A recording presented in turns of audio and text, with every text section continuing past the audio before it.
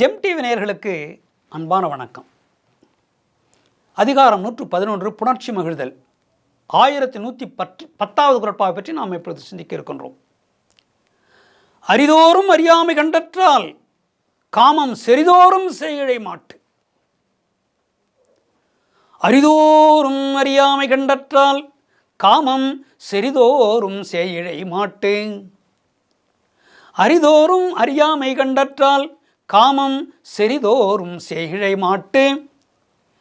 சேழை என்றால் நல்ல அணிகலன்களை, அழகான அணிகலன்களை, அழகான உடைகளை அணிந்து கொண்டு, நகைகளையெல்லாம் அணிந்து கொண்டு, சீவி சிங்காரித்து, பூச்சூடி, பட்டுடுத்தி படுக்கையிலே அமர்ந்திருக்கிறாள் காதலி அல்லது மனைவி. இருவரும் உடல் உறவிலே ஈடுபடுகிறார்கள்.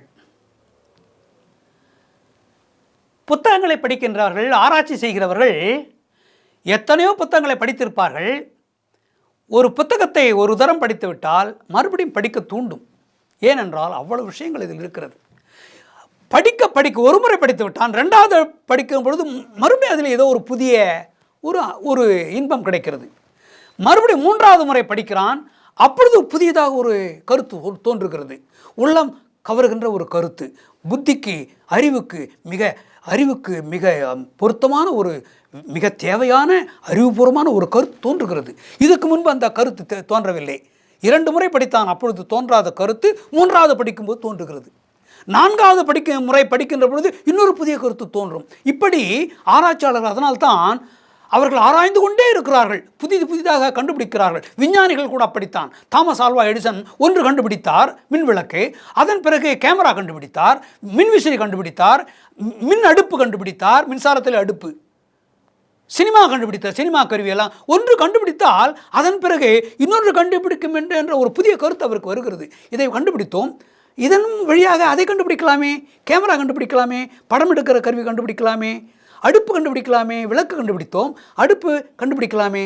அப்படி அறிவு வளர்ந்து கொண்டே போகும். படிக்க புதிதாக அறிவு தோன்றிக்கொண்டே, புதிய அறிவு நுட்பங்கள் தோன்றிக்கொண்டே இருக்கும். அதே போல மனைவியிடத்திலே நாம் ஒவ்வொரு நாளும் இன்பத்தை அனுபவிக்கின்ற பொழுது, நேற்று அனுபவித்தோம், இன்று அனுபவிக்கின்ற பொழுது ஒரு புதிய இன்பம் கிடைக்கும். அது அனுபவிக்கின்றவர்களுக்கு தெரியும். நேற்று அனுபவித்தான், உடல் உறவின் போது அனுபவித்தான் இன்பத்தை, இன்று இதோ ஒரு புதிய இன்பம் கிடைக்கிறது. ஒவ்வொரு நாளும் தன்னுடைய காதலியினிடம் அல்லது மனைவியிடம் உடல் உறவு கொள்ளும் பொழுது புதிய இன்பங்கள் தோன்றிக் கொண்டே இருக்கின்றன.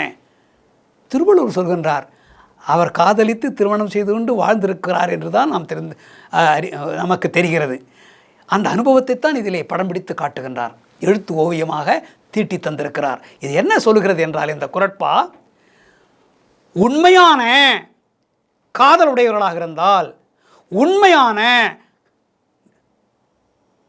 அதாவது ஈடுபாட்டோடு இருவரும் ஒத்த உள்ளமுடையவர்களாக,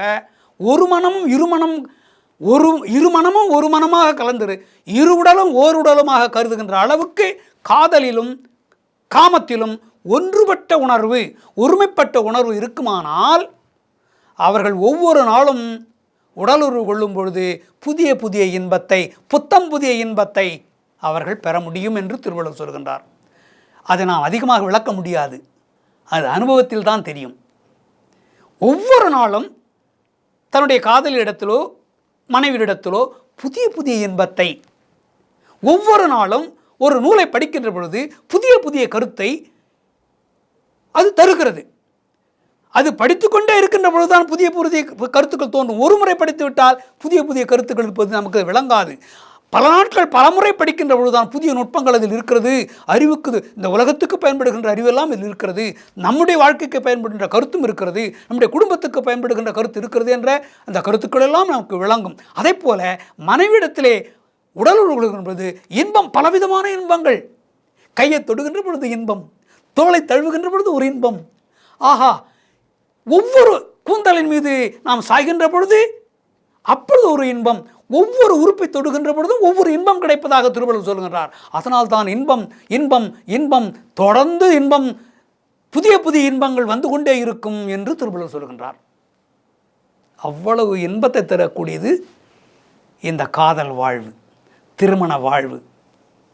காதல் இன்பம், காம இன்பம், பேரின்பத்தை தரக்கூடியது, புதிய புதிய இன்பத்தை தினமும் தரக்கூடியது என்று திருவள்ளுவர் சொல்கின்றார்.